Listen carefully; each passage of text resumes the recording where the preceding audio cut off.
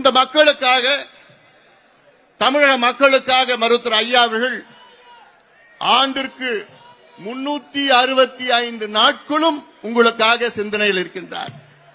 காலையில் எழுந்தவுடன் இரவு வரை உங்களை பற்றி தான் அவர்களுக்கு சிந்தனை.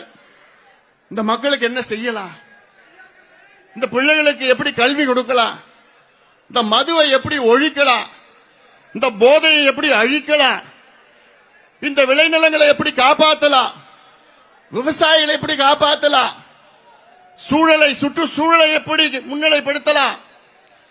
இப்படிதான் ஐயாவுடைய சிந்தனை. காலையிலிருந்து இரவு வரை சிந்தனை, என்றால சிந்தனைகள்.